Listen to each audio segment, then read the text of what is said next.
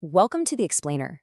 Today, we're digging into a real-life scientific head-scratcher, a totally new and dangerous pattern of house fires that had even the most seasoned investigators completely stumped. We're going to follow the breadcrumbs, just like they did, to see how they pieced together a truly groundbreaking theory. So, it all kicked off when these veteran fire investigators started seeing something weird. A pattern of electrical fires that just didn't fit the mold. They were seeing the same strange signature again and again. A type of fire that was new and, frankly, deeply confusing. Just look at this.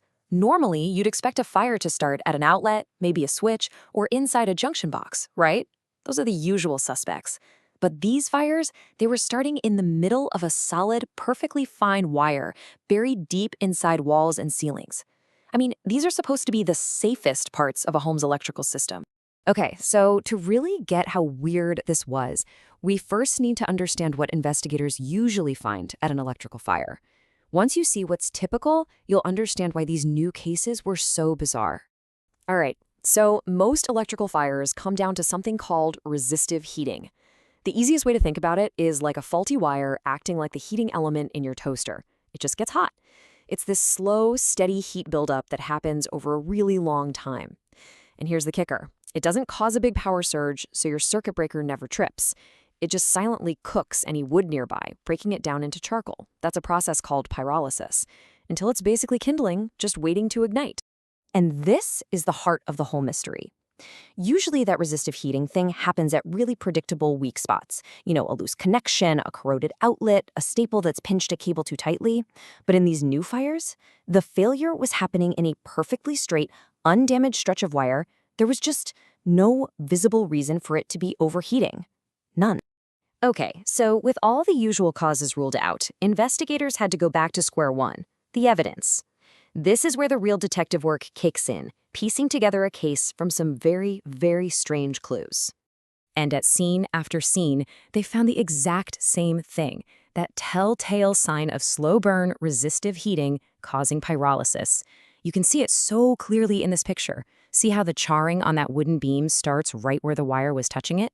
So they knew what was happening. The wire was getting hot. The million-dollar question was, why?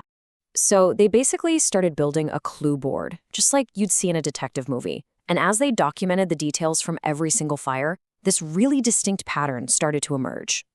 They crossed off the usual suspects. Nope, wasn't old wiring, wasn't an overloaded circuit, not lightning. And then they noticed something huge. The fires were all happening a very specific distance from the home's electrical meter.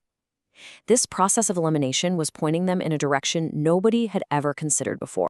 With all the common causes officially off the table, the investigators had to ask a really fundamental question, one that would change everything. What's new here? What's the one thing that's been recently added to all of these homes that could possibly explain this? And the answer, in every single case, was the digital smart meter. See, unlike the old spinning disk meters, these new gadgets are part of a smart grid.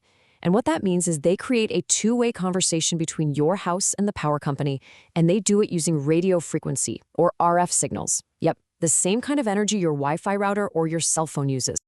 It all starts right here, with this digital meter on the side of your house.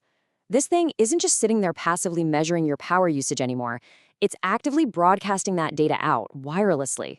And let's quickly look at how that data actually gets from your house back to the utility company. Okay, so that signal from your meter is often sent to a nearby collector meter, like this one right here. It basically creates a local mesh network where all the meters in a neighborhood are talking to each other, relaying information down the line. We're talking up to 750 homes in a single chain before it passes the data on. And then finally, all those collected signals get sent to a bigger wide area network, or WAN, antenna like this one. That antenna then sends the whole neighborhood's data back to the utility. It's this constant, totally invisible web of communication that's happening all around us all the time. Now this is the moment where the entire investigation just took a massive turn. Investigators found a jaw-dropping correlation. On the right, you've got a map showing when different neighborhoods got smart meters installed. And on the left, a map of where these mystery fires were happening. They lined up almost perfectly. For the investigators, this was a potential smoking gun. The fires started popping up consistently within about a month to 2 years after the meters were installed in any given area. Now, this powerful correlation wasn't exactly definitive proof, right? But it was more than enough to lead investigators to develop a pretty radical new scientific theory, a step-by-step hypothesis to explain what had, up until now, seemed completely unexplainable. They asked a question that, frankly, no one in fire science had ever really seriously considered before.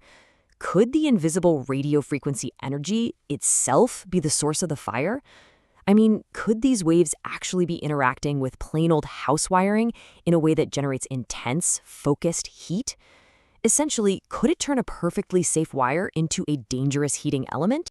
And this slide just lays out their proposed 5-stage mechanism perfectly. It starts with stage 1. The smart meter sends out RF pulses to transmit data. Then, stage 2. Those pulses can bounce off reflective things inside a wall, think metal pipes or ductwork. This can cause the waves to intersect and focus all their energy onto a single point, kind of like how a magnifying glass focuses sunlight. Now, if a wire happens to be right at that focal point, stage 3 kicks in. The concentrated energy is so intense, it actually breaks down the wire's PVC insulation. That leads to stage 4, creating that resistive heating and pyrolysis of any wood touching it.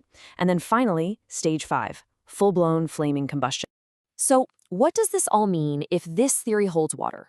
Well, this investigation really forces us to think about the complex and sometimes totally unexpected ways that our modern technologies interact with the everyday world around us. Now, it is so important to remember that this is what's called a probable causation theory.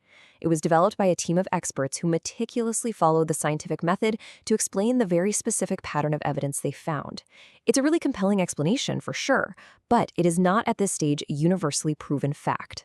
And that brings us to this final thought. This entire investigation is just such a powerful reminder that scientific discovery often starts when we're forced to question what we see and to consider what might be happening just beyond our normal perception. The question this leaves us with isn't just about what caused these fires, but what else might we be missing, hiding in plain sight?